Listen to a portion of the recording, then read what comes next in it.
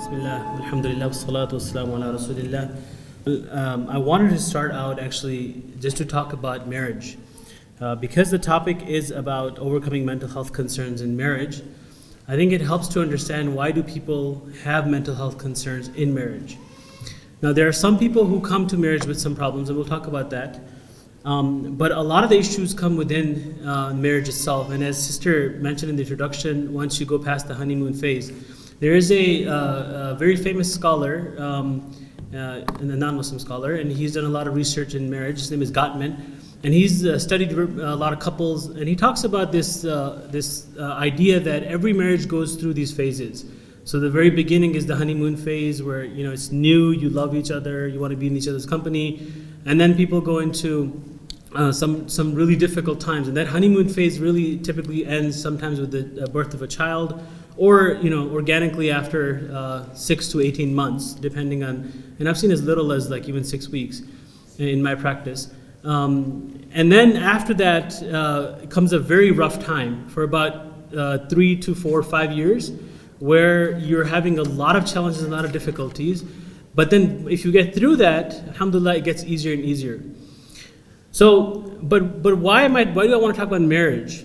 Because what I feel, and this is a personal opinion, and I want to also back it up with some data too, is that we have turned the institution of marriage into something that it should not be. Okay? So what do I mean by that? First of all, we live in a very highly sexualized society. We live in a society where relationships are becoming like the main focus of what we're supposed to do in this world, right? As Muslims, alhamdulillah, we know what is our purpose of life. It is to serve Allah, it is to please Allah. How do we do that? Marriage is one part of it. Marriage is not the only aspect of it. So I've seen people who have wonderful lives. They have a nice job, a good company. They have great education and degrees. They have amazing children, amazing family, but they're having marital problems and they become suicidal. I've seen this, and part of my initial work with them was for them to recognize that marriage is not the only thing that we have to care about in this life. Unfortunately, the Hollywood and the Bollywood culture also brainwashes us. So we have like ideas like you complete me, right? Till death do us part. And it's good if we have that, alhamdulillah. If we can get to that point where two people can come together, be happy until they die and they serve Allah, wonderful. But the reality is that fantasy that we have in our minds, that when we go into the marriage, it's going to be all wonderful and every day is going to be a super amazing, happy day, that's not true, right? That does not happen.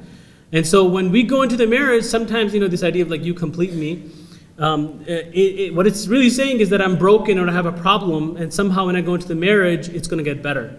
So you have people, I've seen people with like with depression. I was doing premarital counseling recently, and the brother who was doing the premarital counseling, he had clinical depression. He couldn't sometimes get out of bed. And then while I was talking to the couple, one of the complaints that the sister had was that he doesn't call me. I called him and he was doing something, and I said, how come he didn't call me? And then, he didn't have a response to that. And then I told her, as a sister, I want to tell you that he has clinical depression. Are you ready to take on that kind of responsibility? Because it's not easy and you still have a choice. Because what will happen later, he might not be able to go out with you, spend time with you because he's depressed. And guess what? Shaitan will put a thought in your mind that he doesn't love you anymore, or you don't love him anymore. And before you know it, you're going in the opposite directions. You see, so we cannot go into the marriage. I even have clients, like a few of them who have pornography issues, and they want to go into the marriage because somehow marriage will fix these problems. Marriage will not fix these issues. Two people should ideally be complete, right, or semi-complete. Now in our deen we struggle, right, so there's that struggle that we can always seek help from. But you shouldn't go in expecting that the other person is going to fix all of your problems, whether they're physical, psychological, or spiritual problems. And you shouldn't go in thinking that you will fix the other person's problem, or the other person will somehow get better.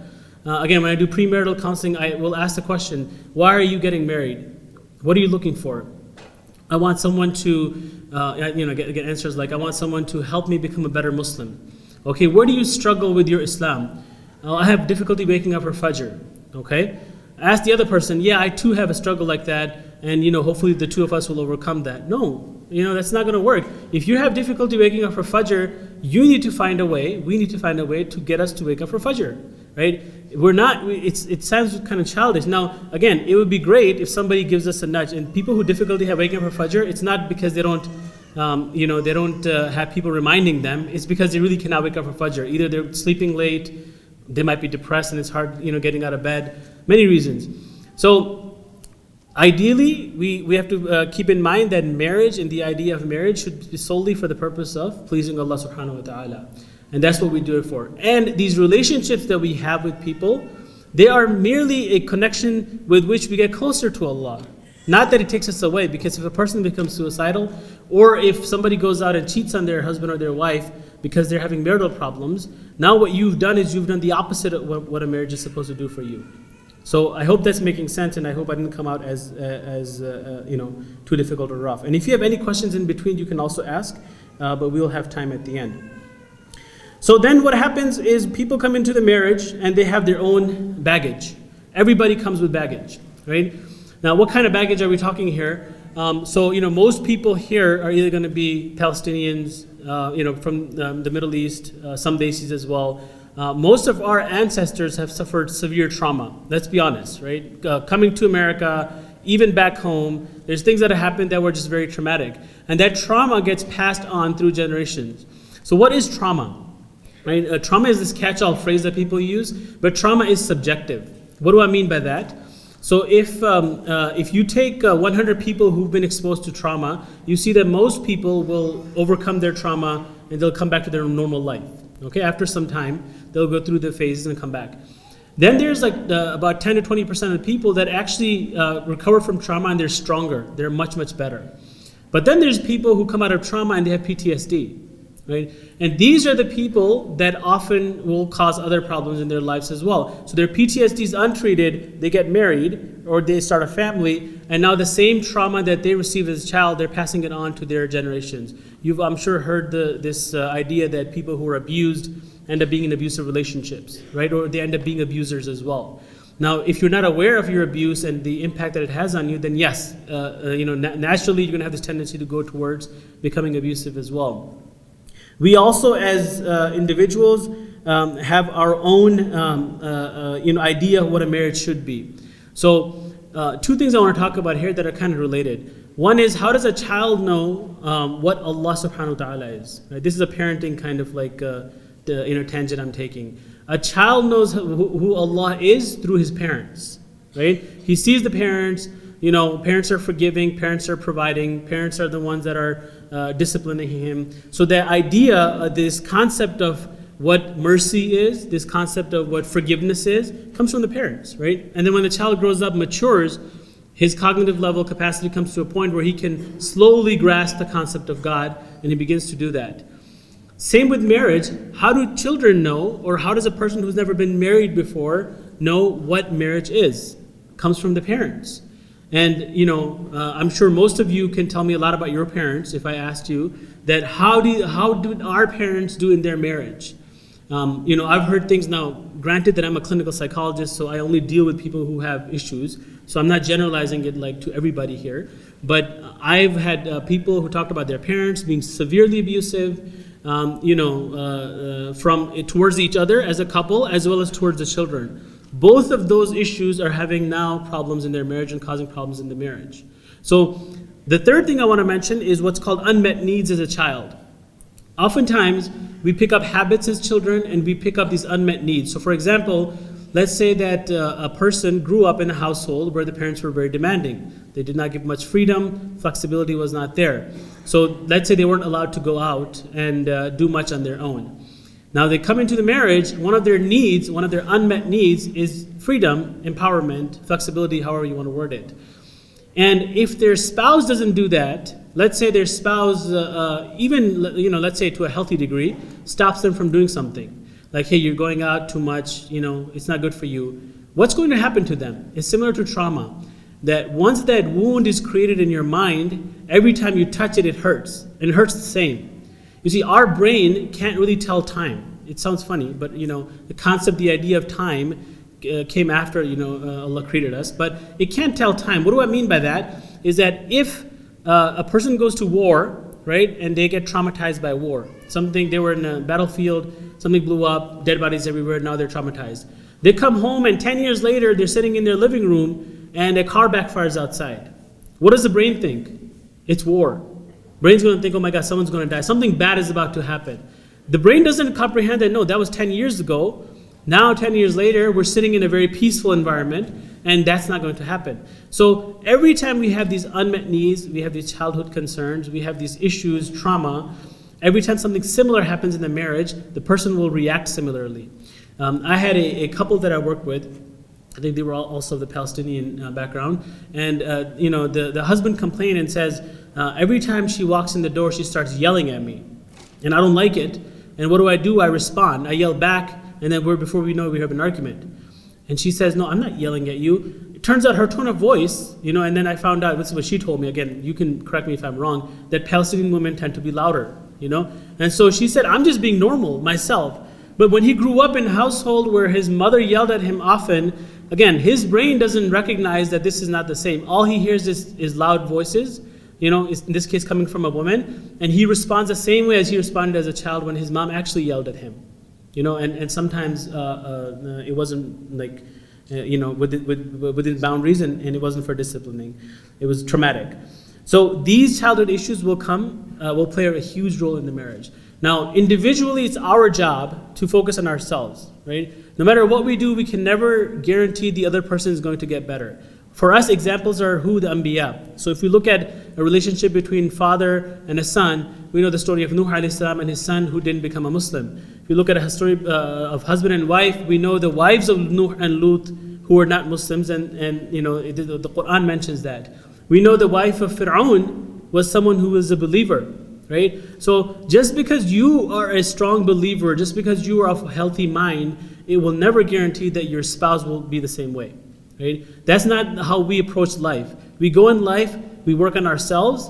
إِنَّ اللَّهَ لَا يُغَيِّرُ مَا بِقَوْمٍ حَتَّى يُغَيِّرُ مَا بِأَنفُسِهِمْ. We change our own selves, our own habits, our own behaviors, and we pray that Allah subhanahu wa ta'ala also gives the hidayah to the other person. The prophetic example of Rasulullah sallallahu alaihi wasallam. When I was young, I read this tafsir, and it kind of baffled me for a little bit, in which there was a story mentioned by Ali radiallahu anhu, who says when he was young, that he saw the Prophet ﷺ doing something that just was kind of odd. And so he went and asked him, what is it that you're doing? And Rasulullah ﷺ said that I'm praying, and then would you like to pray with me? And then he invited Ali and they prayed together. Now think about that story for a second, right? You have the only person in this world who has a right to say to somebody, come pray with me. You have the person who alayhi salam, by the way, when I use alayhi salam, I'm not a Shia, but Bukhari, Muslim, it mentions alayhi salam. People get on my case sometimes. Why do you say alayhi salam after mentioning Ali radiallahu anhu? In any case, you have Ali who's very close with Rasulullah sallallahu alayhi wasallam, right? They're like, they have this bond that no other Sahaba could have shared. So he could have easily told him, come pray with me, right? But he didn't. What did he do? He showed it by example, right? He modeled the behavior. And it led Ali to come and ask him that what you're doing, and then follow on with praying with him. So the best we can do is we can model the prophetic behavior, we can model the ideal behavior. Everybody here can benefit from therapy. Everybody can. At Khalil Center, mashallah, we get people who come in for like existential crises, like, I don't know what my purpose of life is, I don't know if my career is right for me. We have people who come and they say, lately my iman has been low. They don't have any clinical disorders, right? And then we have people who also come in with clinical disorders, like PTSD and OCD and whatnot. So everybody can benefit from that therapy, right? There's a hadith, it's debated if it's a sahih hadith or not, but it's mentioned by Imam Ghazali, who says that when Allah subhanahu wa ta'ala wants, إِذَا أَرَادَ اللَّهُ بِعَبْدِهِ خَيْرًا بَصَّرَهُ بِعُيُوبِ نَفْسِهِ. When He wants good for a servant, He gives him insight into his own deficiencies, right? Now, how does a person get insight into our own deficiencies? Imam Ghazali says this can happen through many routes. One is that he has a sheikh that he can go to, who can tell him that, hey, you have this issue, that issue, and he can work on it. The second is that he has a good friend. Now, not like friends that we have these days, right? Who are supportive of us even if we're doing something bad, right? A true friend, a Khalil, should tell you when you're doing something wrong and should guide you towards the right way. But that person can tell you about your deficiencies. The third, Imam Ghazali says, is actually your enemy, right? Your enemy, to a certain degree, will be honest with you about your own deficiencies and your own weaknesses. And then the fourth is a person who is who has knowledge of these matters, somewhat of equivalent of a modern day therapist, you can say. So in order to learn more about yourselves, having insight of our deficiencies, we need somebody else. That's why a believer is a mirror to another believer, right? So you can have this brother or sister, find out or look into you and see what deficiencies you have and guide you as well. So all of us can benefit from therapy. If we have spouses who are suffering and who are not seeking help, instead of keep on telling them, hey, you have a problem, go get help, we need to go get help, right? Most, alhamdulillah, people here, I can safely say, will have insurance. Because alhamdulillah, Muslims in this country are doing a lot better than other subcultures. So if we have insurance, we have nothing to lose. It's 1 hour every other week, maybe, not even, and believe me, it's fun. Like when you go and talk about your problems to somebody who actually listens, who's trained and cares, it feels good. I have my own therapist and I enjoy it a lot. So please make sure that you yourself are healthy, you're doing well. Please seek help, go to counseling, even if you don't think you need it, even if it's once a month or once every other month. Go talk to somebody because A, that will have an impact on the person that you're with, right? Because you're modeling the behavior. And B, if it doesn't, then you'll become stronger so that you can deal with the problems that they're having. Okay? Some of the common issues that often come up in marriage, males often suffer from anger. Now, anger is sometimes referred to as a secondary emotion because underneath anger, there's usually something else. Right? Somebody might have sadness underneath anger. Somebody might also have anxiety underneath anger, and that manifests that anger. Now, why do men have anger problem or more anger problem than women? Somebody actually, we'll make it a class. So somebody try to guess this. Why is it that men have more anger problems? So what is it about sharing that makes it?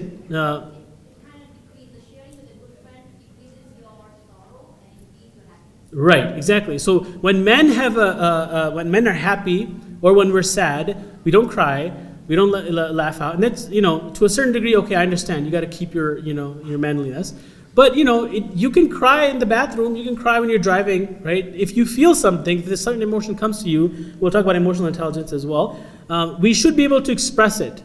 Now, if we feel angry towards something, let's say that our spouse is bothering us or something's happening, our neighbor's bothering us, we should have the assertiveness to be able to go talk to that individual.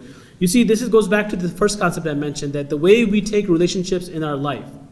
I always mention Allama Iqbal in my speeches, so I'm going to mention him again. There's a line he mentioned, he's a poet from Pakistan. He says that, "Ye malo daulat dunya, ye rishta o pevand, bhutane wahm guma la ilaha illallah." He's saying that this wealth that we live in, these relationships that we have around us, these are idols of our own imagination, our own creation. And the fact is there's no one worthy of worship except Allah, right? So that relationship becomes an idol, meaning we don't want to complain to it. We'll do whatever the person says. We're not going to do anything else. Our whole life is surrounded around this one individual or two or family or however you want to say it. Same goes for our businesses and whatnot. Sometimes we do the same thing. We're working, we know that by working we're neglecting other people and whatnot, but we don't care about that. So if you feel like your spouse or your family member is being unjust, is not being right, or if they're doing something wrong even for themselves, we should have the level of assertiveness to be able to talk to them. To say to them, hey, no disrespect, I just want to let you know this is my observation. I feel that what you're doing is not healthy, right? There's nothing wrong with that, but somehow people think that's bad. And so males don't do that and they get angry. Now females, again, in my practice, because I specifically deal with problematic couples, so this may not be true, females a lot of times have personality disorders, right? And much of them stem from trauma, unfortunately. And even though women are expressive, but unhealthy relationships as children or some very severe trauma like sexual abuse, physical abuse, verbal abuse leads them to have personality disorders. And some of these personality disorders, like men have a very common narcissistic personality. Females tend to have what's called borderline personality. These disorders can cause a lot of problems in marriage. And one of the problems with that is that these individuals are very reluctant to go seek help. Right? So there's a book which is written for people who live with somebody with borderline personality, and it's called Walking on Eggshells, because literally that's what you're doing, you're walking on eggshells. And so these kind of issues can be very common with one or the other.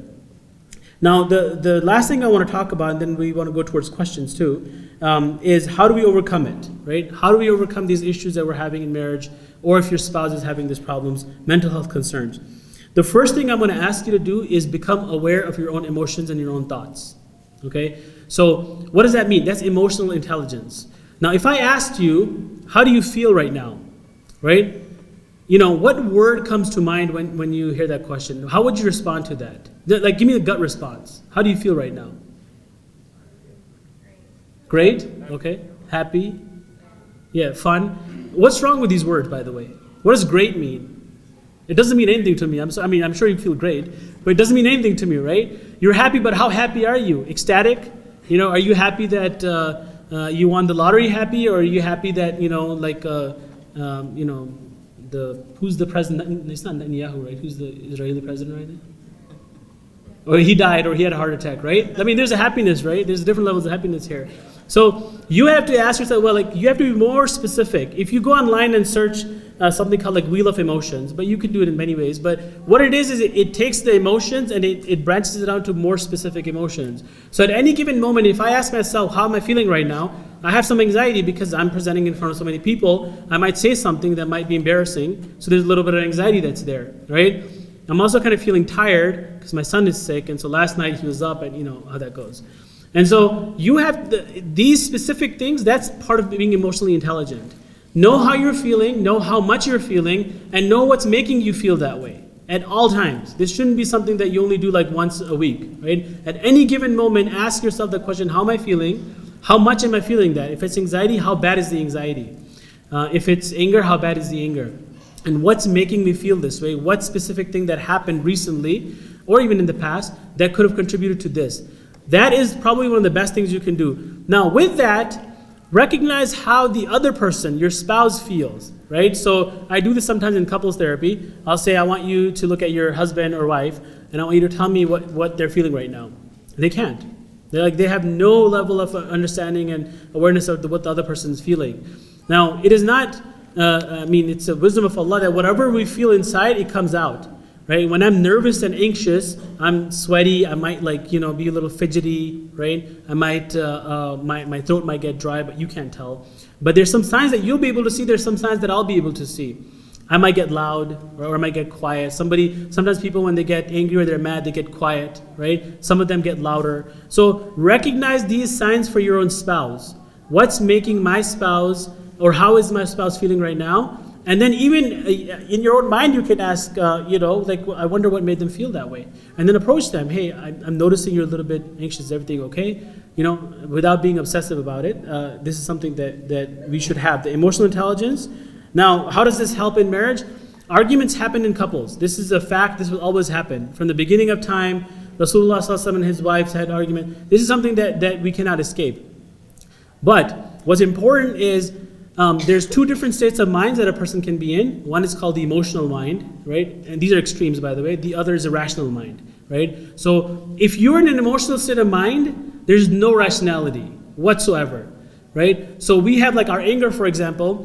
When we're getting angry, we're getting a little frustrated, it goes up and up and up, and it reaches a certain threshold, and then it just shoots up, right? Now some people say, oh, I have a short fuse, it just goes up fast. It goes up fast because you don't recognize it, but it's not really going up fast. It's something's happening, or something happens so many times that now the 100th time, from the beginning to that threshold, that area is getting smaller. But it reaches that threshold, it shoots up. Now, beyond that point, there's no rationality.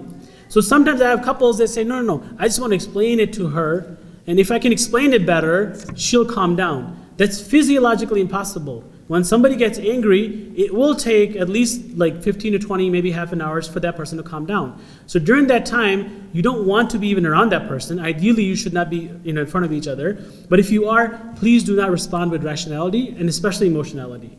So one of the things that I learned in my marriage, and I got this advice from some elder that I met in the community.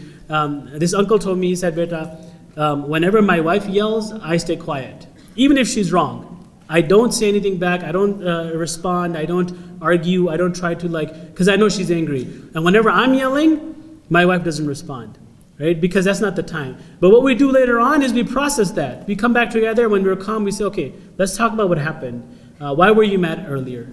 What made you angry that way? Okay, sure. Because when you're calm, when you're in between these two extremes, you're not completely rational, you're not completely emotional, you're in the middle, and in a sub-psychology field, there's a famous researcher named Marsha Linehan. She says that overlap of emotionality and rationality is called the wise mind. Right? That's where the wise decisions come from. Because even wise decisions are not always going to be fully rational or fully emotional. Those are like the unhealthy decisions.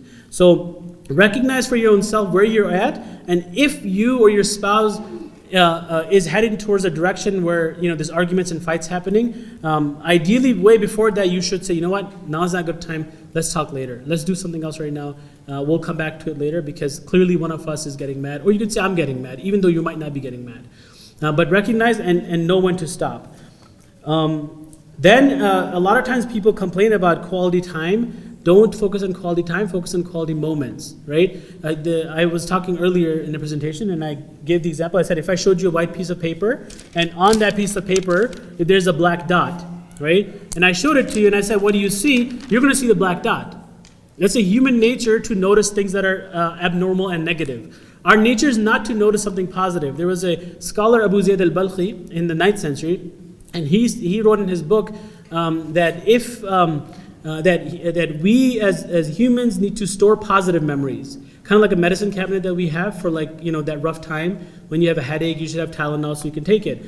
So why is that important? Because negative memories are automatically stored, right? Whatever traumatic happens, our brain picks up and it's there. But positive memories are easily forgotten. So if you ask me, from today I could say, the buffet that I had at Hyatt, the cheesecake was really delicious. Right? That's like a recent positive memory. So what I need to do is I need to sit, it sounds silly, but I need to sit and kind of think about that. Man, how did that cheesecake look? The texture of it, me putting my spoon into it and then eating it and then the taste in my mouth. What I'm doing is rehearsing that memory. And I'm talking about food because I'm big, so please pardon that. But I'm rehearsing that memory, and that memory will then remain in my long-term memory so that if I need it later, if I'm like, well, my life is horrible, it's not so bad. I had cheesecake at Hyatt. You know what I mean? How many people can say that, right? So that's what is important is you focus, you try to bring your mind into something positive so that it can hold on to that thought. And one of the things that I always recommend is gratitude journaling. And you can do that as a couple too, by the way. So before going to bed, ask yourself and even the other person, what are three things from today that you're grateful for? And make them very, very specific. So for me today, the cheesecake's gonna be one of those things, okay? So write down whatever that is, why am I grateful for it? Because you're reminding yourself that your life isn't so bad. Even though you might have the worst day of your life, you'll still find at least 3 things that you can be grateful for, right? So that's one thing. And then last thing I was gonna say is set up fair boundaries. A lot of times people who have spouses that have problems, even if your spouse doesn't have any mental health issues, to protect your marriage from problems, set fair boundaries. What do I mean by fair boundary? So I've had men complain that I feel like I'm stuck in a marriage, I never get to go anywhere. My wife is so demanding, she says, no, you can't go anywhere. That's one extreme. And then you have people like, my husband goes out every single day with his friends. Or, I came home, I was tired, and I was having, I wasn't feeling well, and he said, oh, sorry, I gotta go. And he left for his friend. Those are 2 extremes, right? So a fair boundary would be, yes, you have to have time for yourself, time alone, time you spend with family, time you spend with your friends and your own family as well. But it shouldn't be in an extreme way, so that you set that boundary, like every, say, other week, on the weekend, I'm gonna go hang out with my friends. That's reasonable, right? And do that early on. Now, if your spouse has some issue that they need to work on, set boundaries for that as well. For example, OCD, sometimes family members have to be very cautious of, this is a clinical disorder, right? Where people keep repeating things because they're having these obsessive thoughts.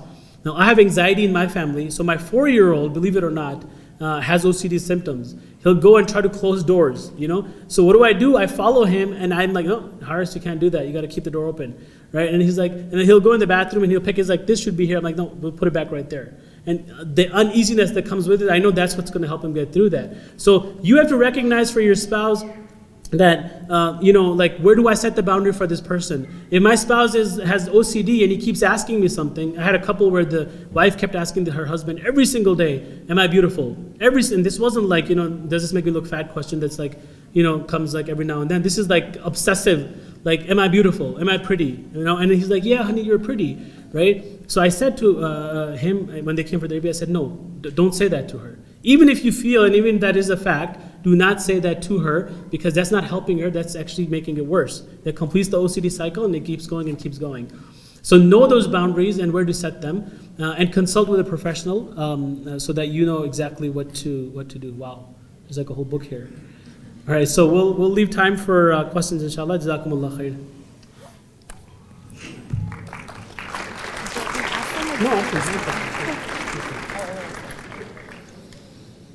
What are some ways that married couples can stay in the honeymoon stage? Unfortunately, there are no ways to stay in the honeymoon stage. What you have to do is recognize the smaller, pick up the smaller things and then stick with them, right? I can tell you about my marriage. For us, having like tea together is a really good time. Like, we enjoy it. So every day we make it a point to have tea together. So that's our quality moment. But we all go through the honeymoon phase. We go through a rough time. I've been through it too. Alhamdulillah, I've been married now 10 years. But when you get out of it, it's much, much smoother. And some of the elderly couple will tell you that as well. So you have to learn to get out of that difficult stage. So unfortunately, there are no ways to keep yourself in the honeymoon stage. And please don't say a second marriage is an option for that. Is there a way to deal with a wife that has a paranoid personality disorder? Any cures? Okay, so just to kind of inform you, personality disorders are usually a result of like a long-term kind of issue. It's not just one trauma that happens, it's like over time, childhood concerns. And they're usually not diagnosed until you're 18 because, again, if it's early on, there's a chance you might grow out of it. So if somebody has a personality disorders, they should ideally see a therapist, right? But the specific questions about paranoid personality, like this is when they keep asking, where were you? What were you doing? All these questions. What if this happens? What if that happens? So that's where you set the boundaries, right? So actually, I had a couple where I don't think the wife had paranoid personality disorder, but she was a little bit paranoid. And actually, she had reasons for that too. But one thing she requested from the husband was that he keeps his location on at all times on his phone, right? And and she would check all the time. And so, even though, okay, fine, what's the big deal? But for a paranoid person, that's a big deal. Because again, what you're doing is you're feeding into the problem. So what I recommended was no, she has to have that anxiety that, oh my God, what if, and this is why, alhamdulillah, we're Muslims, we have the tawakkul, right? So if I'm thinking, oh my God, what if my car didn't lock? I didn't lock my car. Alhamdulillah, I have insurance, I have another car, so if something happens, I can always use my wife's car. Right? So setting those boundaries would be very helpful. I'm engaged. I don't know if I'm supposed to read these out loud or not, but I will. I'm engaged to an amazing man, alhamdulillah, but depressed. I'm working on myself a lot and don't depend on him for my mental health. I've told him my struggle and I'm being proactive. Is it fair for both of us to proceed with the marriage? Look on the back too. Oh, okay. Therapy keeps looking at the past, looking at problems. Doesn't it make you keep coming back, hence making people keep spending money on the therapy to solve problems? Is coaching different as an approach? Look on back. There's another back? Okay. It's like two-sided. Okay. The first thing, okay, so the premarital couple that I was working with, where the brother had clinical disorder, I told the sister, I said, what I would recommend if you were my biological sister is that he needs to be in some place where he's seeking help, right? Whether it's through medication and counseling or just counseling or even just medication. Like to start, that's not a bad idea. But he needs to be there for you to, what I would recommend for you to take the step in getting married. Because there's nothing worse than a person who has a problem but doesn't want to seek help, is in denial.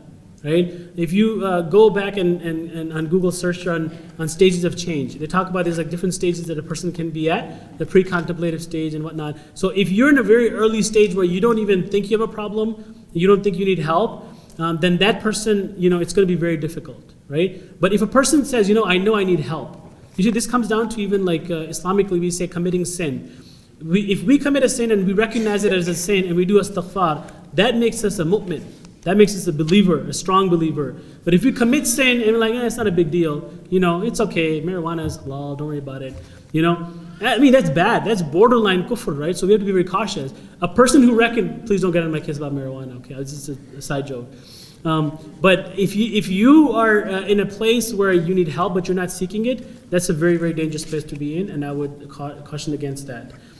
In terms of coming to therapy and spending money, I would say go to somebody who's trained. I have nothing against life coaching. There are people who don't have graduate degrees, but they're good at therapy. Therapy is something that some people are naturally good at. But you have to understand, though, if it's a clinical disorder, you should go to somebody who, if you have let me see, if you have a broken femur, you're not going to go for cupping, right? That's not going to help. So, recognize where. So if it's a small level issue, life coach is fine. If it's a clinical disorder, then I think you might need somebody. And what you can do is you can always try. Go to the life coach, 4 or 5 sessions, see if it helps. If not, go to somebody else. In terms of how much time, at Khalil Center, our average is about 10 to 12 sessions. But we don't turn anybody away from money issues. So if you have money problems, that's fine. And this is why we ask you, before December 31st, if you can make a donation. We need some zakat funds as well. It's another side thing. But, if you come to us, 10 to 12 sessions, if you have insurance, it's not going to cost you a penny. If you don't have insurance, and we'll subsidize it. Our lowest fee is $75 per session, which is far lower than other places. Can you overcome consistent anxiety without seeking therapy? Okay, so again, you have to recognize between clinical and not clinical. If it's non-clinical anxiety, which most of us have, what is anxiety? Anxiety is kind of how do I describe it? It's kind of like your body responding to something that is uneasy, uncomfortable for it, okay, for the body or the mind. Now, how do you overcome fear? What do? You face the fear. That's exactly what you're supposed to do. When people come to us, now anxiety disorders, we have PTSD, there's OCD, and there's generalized anxiety, right? Panic.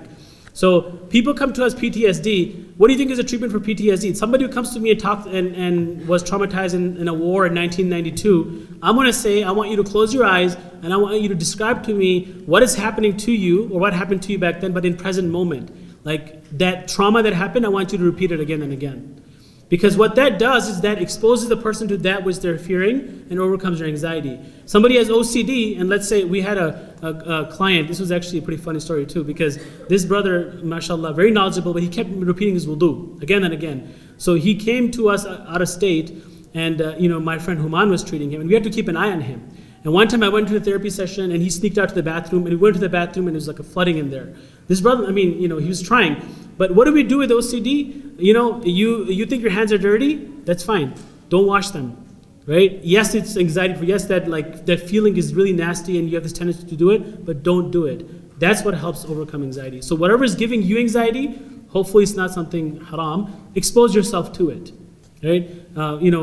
Talk about it, write about it. Talk about it to somebody who can manage your anxiety. Right. You addressed that. They're all similar. Oh, they're similar? Okay. How do I convince my husband to go to therapy? We talked about this. He doesn't think we need it. Most guys don't think we need therapy, so that's the very common thing, unfortunately. I would say go yourself. If anything, you'll learn how to deal with someone who doesn't believe in therapy. I believe my husband and I need therapy. His response was, at first, we should only take our issues to Allah. Then he felt like, I'll go when I'm ready. It's true. Ideally, if we were at that level, the level of being like a waliullah, we might have the capacity to deal with our own problems. But I want to give an example of a scholar from the Indian subcontinent. His name was, why am I forgetting this? Ashraf Ali Thanvi. So Ashraf Ali Thanvi, rahimahullah, had actually, one of my teachers mentioned this to me. He had PTSD-like symptoms where if he would hear loud noise, he would have this tendency to jump and he even said he had thoughts of maybe even shooting himself, right? So just because you're a very famous, and he's called Hakimul Ummat or something, his title, he's a very well-known scholar in the Indian subcontinent. But just because you're a scholar doesn't guarantee that it's going to solve your problem. This is why people who say that depression is just a result of low iman, it's not entirely true. The two can be correlated, but it doesn't mean one causes the other. You can have a high level of iman and still feel sad. Rasulullah sallallahu alaihi wasallam went through a year of sadness, a year of sorrow, so it's not something that's abnormal.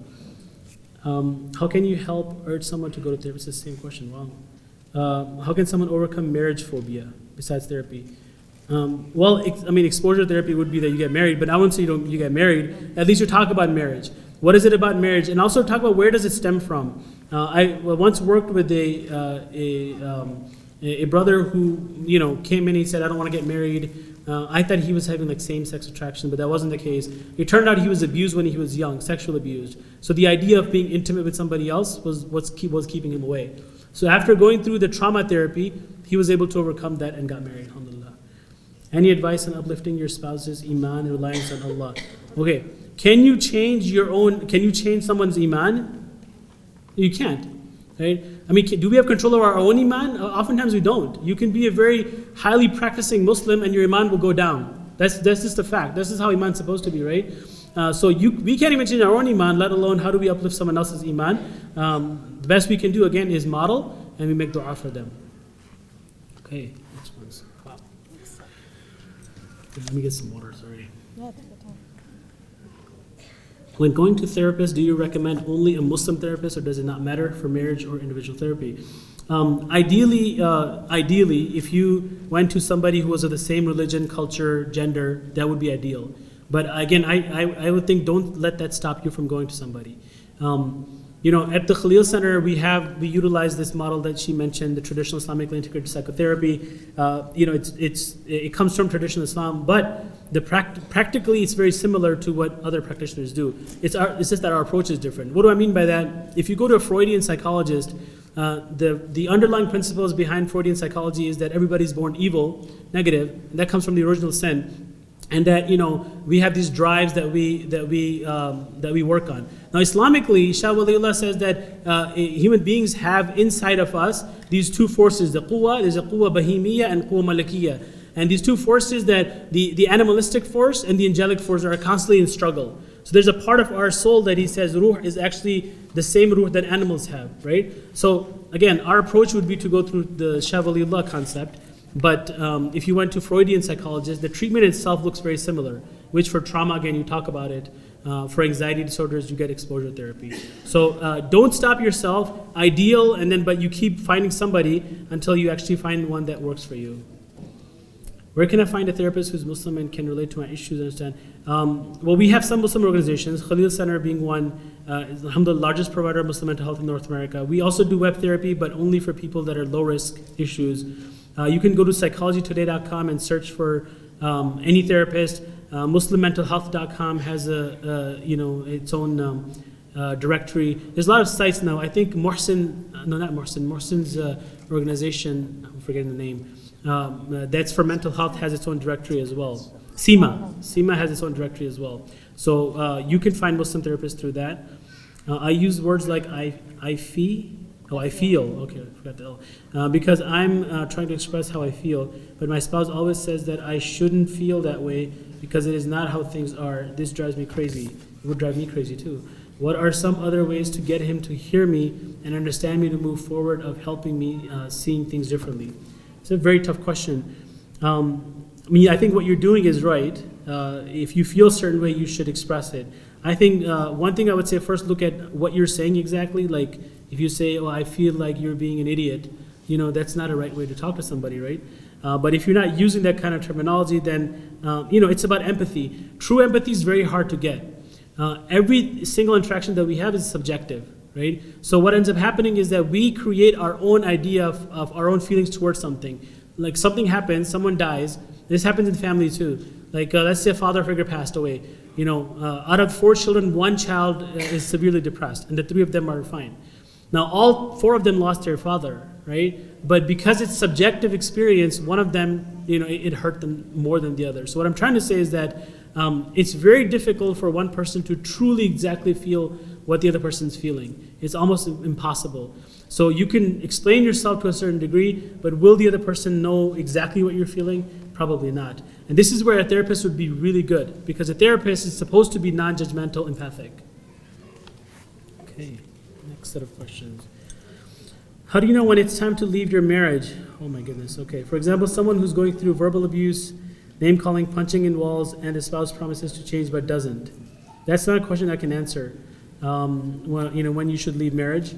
I can tell you through my experience that, in the American system, they say like if there's abuse, then counseling is not effective because abuse is like the last thing. But I actually had a couple where one of the person in there went to the ER out of abuse, but they got over it.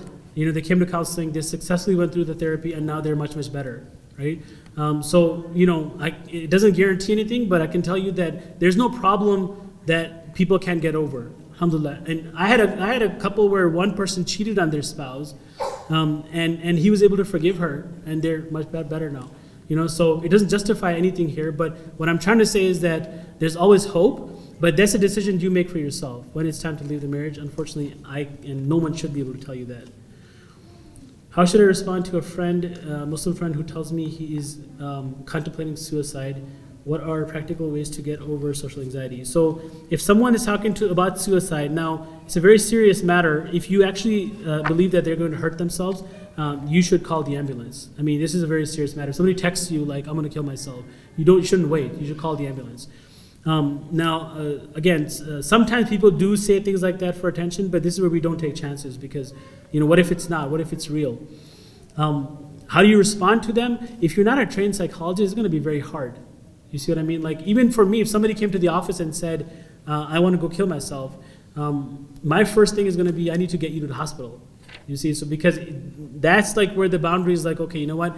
Right now, this person is not suitable for outpatient therapy. They might be so depressed and hopeless that they're suicidal. They probably need more medications right now. But when they come out of the hospital, then I can do therapy. So try not to be a therapist because you might make the wrong decision or say the wrong thing, and it makes things worse for the other person. How do you get over social anxiety? You come sit here on the stage. That's what you do. You expose yourself, right? You find ways where you're exposed to other people more and more. Go out, and if it takes, sometimes it's like going to be the slow progress. Sometimes you might have to do it very quickly. Often married couples who are having problems, especially if a wife is having personality disorder and they go to the sheikh at the masjid, the sheikh quickly determines that the wife might be obsessed by, but there's no such, but is there such a thing? Huh? By jinn. Oh, possessed. Okay, not obsessed. Possessed by jinn. Is there such a thing? Well, do jinns exist? Yes, that's our aqidah. It's in the Quran. So we cannot deny that. Otherwise, it'd be a kafir here. But can jinns possess someone else? You'd be surprised. There actually is a debate between scholars whether a jinn has the capacity to possess. Now, let's assume, which is the most common practice, is that there is such thing as jinn possession. Then it's true. There is actually in the Christian literature, and Muslims aren't there yet, but inshallah we'll get there. They actually have identified differences between demonic possession and something like schizophrenia. So there's some specific symptoms that are like unique for. You can Google this too for those possessed with the demons and those that are not. But it is possible, but I know that in our culture people rely a lot on this. This is hasad and nazar and this is jinn, where it might just be a psychological issue. What should you do if you notice that your spouse, funny story about jinn possession, sorry. I had a client one time, this elderly auntie came to me, she said, I have jinns. I'm like, I don't think you have jinns. No, I have jinns. And she's like, no, you got to do something. And she wouldn't budge. So, my grandfather used to do, back in the day when he was alive, he used to do like this possession stuff and exorcism, whatever. And so there was this like verses that he used to read. And he said if there's a jinn in the person, the jinn would talk. So I was like, okay, you know what? I'll start reading the verses. Now, when I started, it was all cool, but then I'm like, what if the jinn talks? Like, what am I supposed to say here? I'm not trained for this. That was the last time I actually even took a dive into that. So what I do now is I say, if you think you're possessed or if there's other things, then go to a raqi, go to an amil, and just like when you go to a doctor, right? You get the second opinion and get that out of the way. What should you do if you notice that your spouse seems to deal with anxiety but does not acknowledge it? Okay. When you bring it up, they deny that anything is wrong, but it comes up and causes conflicts. Should you push them to come to terms with their issues? Again, it's how you do it that matters too, right? If you say something like, I actually have a couple that I'm working with, no, just the husband, and and I told him so many times, I said, look, you cannot tell your wife to calm down, like telling somebody just calm down, it doesn't work, right? I don't know why people can think that somehow like it's going to magically just turn off this switch and the person's going to be happy again. So it's how you say something, right? You bring it up when they're calm. You can bring it up and you can say, hey, let's both go, or I'll go, and like see if you want to come. But again, it's a very difficult thing. If a person's in a state of mind where they don't think they have a problem, to get them to a therapist, it's very, very difficult. And that's the nature of human beings. Or? Okay, how am I supposed to react, or what can I do when my husband starts to become rude or has a big ego when his parents are around? I tried talking to him about it. Also, I do compliment him in front of them, but he does not change. Okay, so I'll tell you one thing. Parents are very tricky. My father, he's a great man, and alhamdulillah, but he was a little strict. So one of the things that I have is when I sit next to him, I feel anxious. There's just like this surge of anxiety that just comes in. And in the beginning, when I didn't know, what I would do is I would just start like saying random things.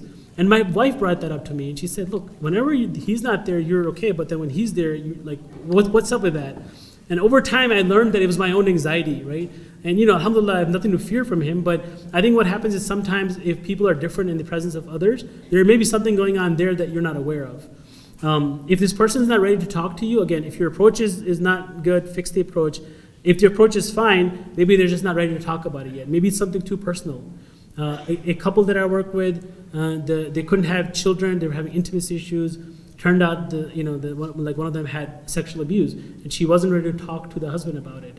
But then she went through therapy, and now they have kids. So, sometimes this is why a trained therapist is better to do that. But your approach is what will matter the most here. Okay, last question? Oh, there's more. What can one spouse do when they feel like they're stuck between two worlds?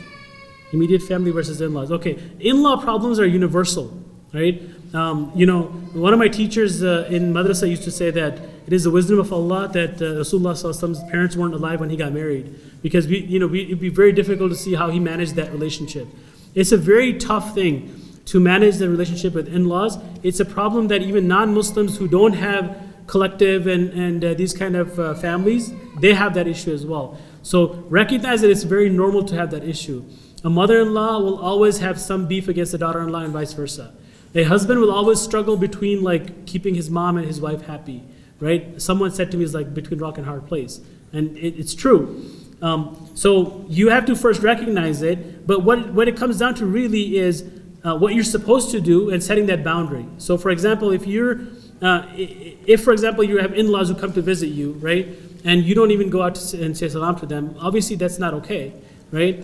Now, let's say they come to visit you every day and your husband expects you to cook, fresh chicken for them every day. That's kind of unreasonable on the other end too, right? So recognize what that boundary looks like and then obey that boundary. And if the other person transgresses, that's between them and Allah. Going back to the first thing I mentioned, which is a relationship is not a linear line between two individuals. It is a triangle where there's the third entity is Allah. Everything goes through Allah. If I'm taking care of my kids, or my wife or my parents, it's solely for the sake of Allah. And I have to remind myself again and again of that reality.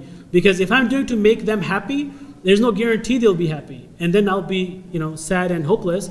But if I do it for the sake of Allah, we already know Allah subhanahu wa ta'ala is happy and He rewards for intentions. It's the last set, but we have 5 minutes. Okay, last set, 5 minutes. And let's see if I can go through these. Oh, these are the same things. My husband, a lot of these husbands are angry. All men, you guys are going to be staying in this room and we'll have a chat afterwards. Good idea. Okay, it's the same question, sorry. No, it's okay.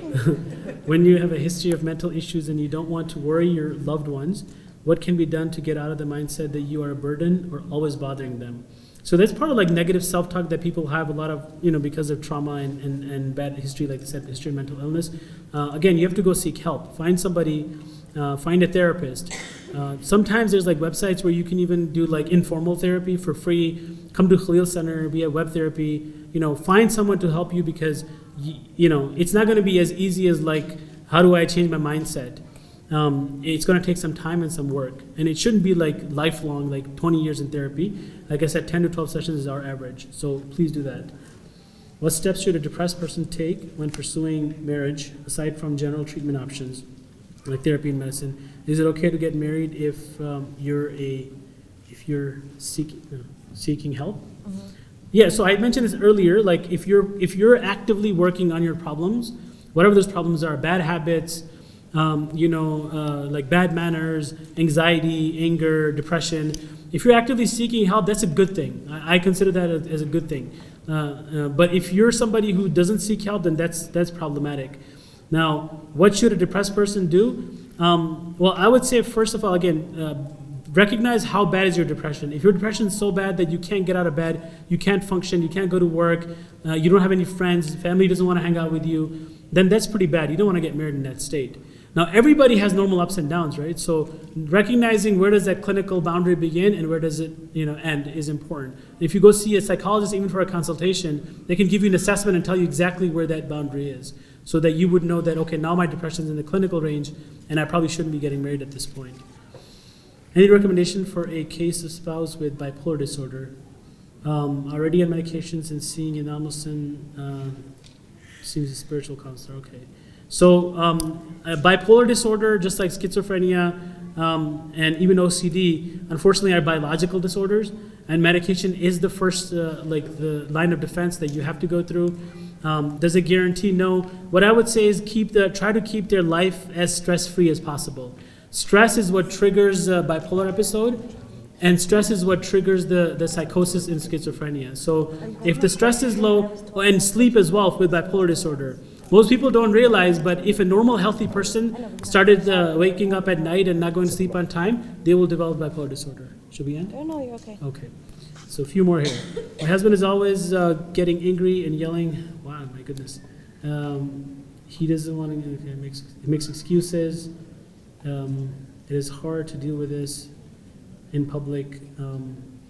So again, you have to, I would say, go see a counselor, see how you can deal with it better. Of course, it's not good that someone is yelling at you, especially in public. Later when they're better, I wonder what you say to them. Again, if your approach is fine, then you're doing the best you can. But if you can fix that approach, then it might be better. It might be more helpful. But it's unfortunate that that's the case. I have the meme of two hands, one fire, one water, with text, Umar ibn Khattab. What is this? If your spouse is angry, you should be calm. When one is fire, the other one should be water. Oh, okay. It always makes me hold my tongue when husband is mad. And okay, good. So this is what I mentioned earlier, and she's saying there's a meme. There's a meme for everything. You have to be cautious with some of these things because the authenticity is in question. But according to perhaps maybe it's accurate, Umar ibn Khattab said that if your spouse is angry, you should be calm. When one is fire, the other one should be water. Last question. There is a 12-year difference between me and my husband. So many times we find it hard to talk about issues, hardships we face. How do we try to get on the same level? I mean, like I said before, everybody comes with their own baggage. You have to recognize that due to that difference and other things, even if there was no difference, there's a saying, the best person you can marry is yourself, which isn't possible yet, maybe in the future. The fact is that everybody will be different in some ways or the other. And there's mixed research on whether being similar is healthy for marriage or not. They actually say that if you have similar interests, it's good for the beginning, but it's bad for the end. And vice versa. If you have differing interests, opposites attract kind of thing. So at the end of the day, the issues are always going to be there. You have to learn to empathize with the other person. One of the things I do in marriage counseling is I ask them to mirror. So it's like one person talks about how he saw the issue, and I'll say to the wife, I want you to repeat it back to him. Not that you're agreeing with him, but that you're telling him, I can see what you're saying. Okay, I can try to understand what you're talking about. So that's important to do because you have to learn to somehow understand where they're coming from. We'll stop it then. We'll go over time.